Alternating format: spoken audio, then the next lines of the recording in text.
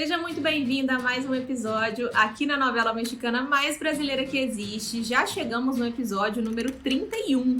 Gente, ter 31 episódios aqui na novelinha é realmente inacreditável. Quando eu comecei, eu nem imaginava como é que seria, mas é cada drama que aparece por aqui que não é brincadeira. Se você tá me assistindo esse vídeo no YouTube, eu vou deixar a playlist aqui para você poder assistir aos outros episódios também. E vamos para o drama de hoje, no qual temos aí uma mulher praticamente num relacionamento abusivo, que precisa de ajuda, precisa se amar em primeiro lugar, e vocês vão entender exatamente como a partir de agora. Então vamos lá para o episódio de hoje. Nosso relacionamento foi baseado no que ele quis e não no que eu queria. Percebe-se que já não começa bem essa história, né? Foi quase um ano me levando para conhecer a família, mas sem colocar a palavra namoro.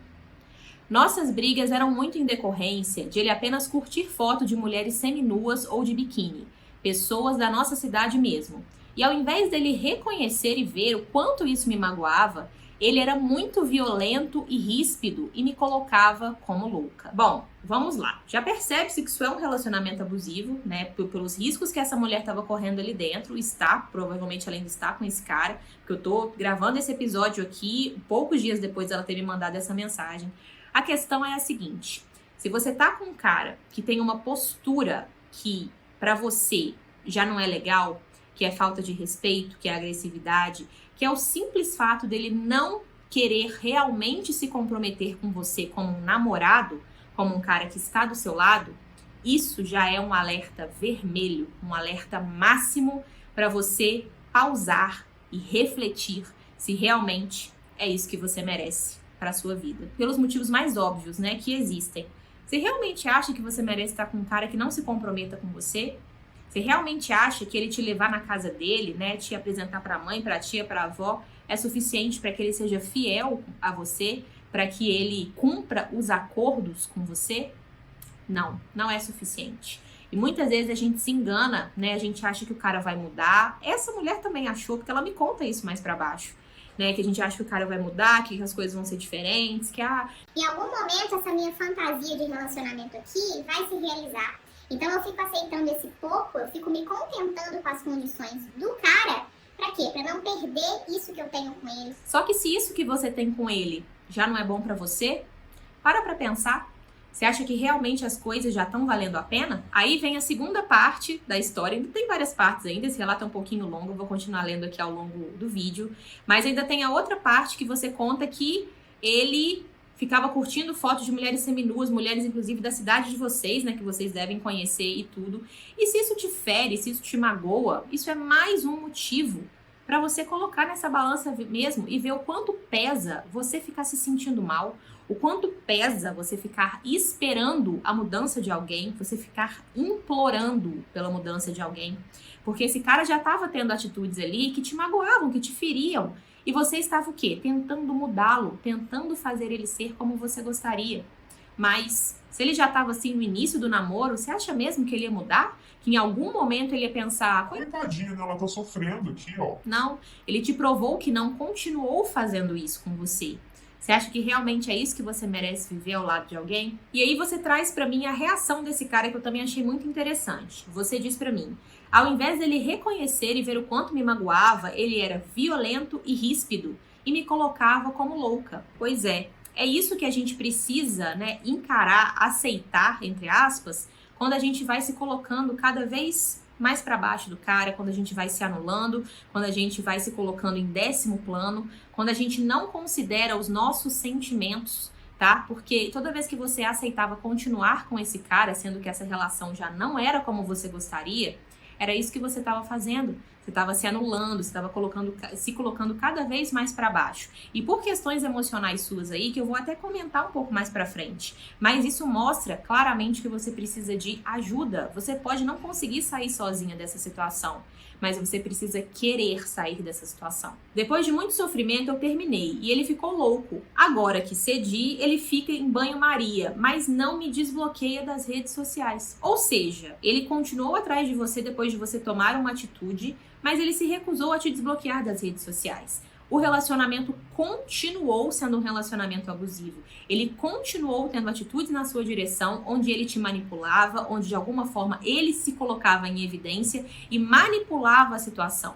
Esse cara nitidamente nunca esteve disposto a fazer acordos com você dentro desse relacionamento. E não há relacionamento que se sustente, não há relacionamento feliz que exista sem bons acordos. Toda vez que peço para ele se decidir, ele fica muito irritado. Ele não tem um pingo de paciência e às vezes até me machuca. Eu me sinto presa nessa relação porque acho que uma hora isso muda. Tá vendo? Essa ideia sua de que isso vai mudar, na verdade, é a ideia da sua criança.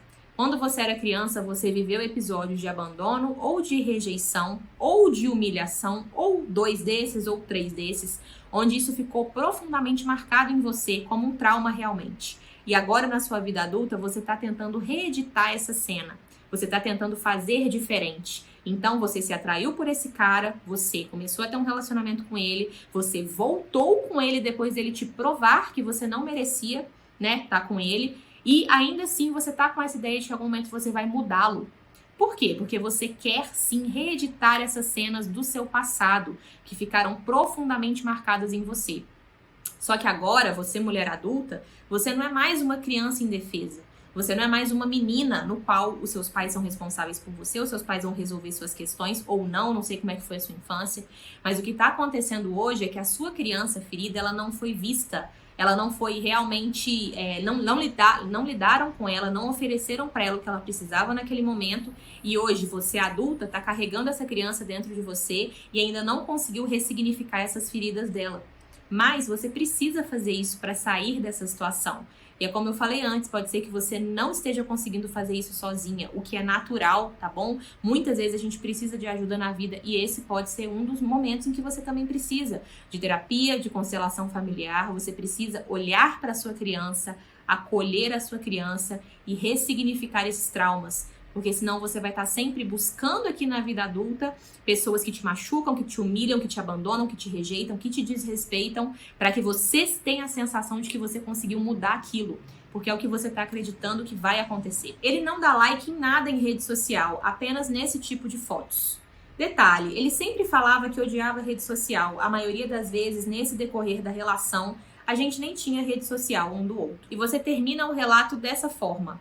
Eu percebi, me chamou muito a atenção que você não me pediu ajuda. Na verdade, essa moça esteve em uma live junto comigo, né? Ela me perguntou uma coisa e eu falei com ela, me conta a sua história no direct. E eu falei com ela que eu ia trazer essa história pra cá, porque ela falou uma coisa que agora eu não me lembro muito bem, mas que me chamou muito a atenção sobre o tipo de relação que ela estava vivendo.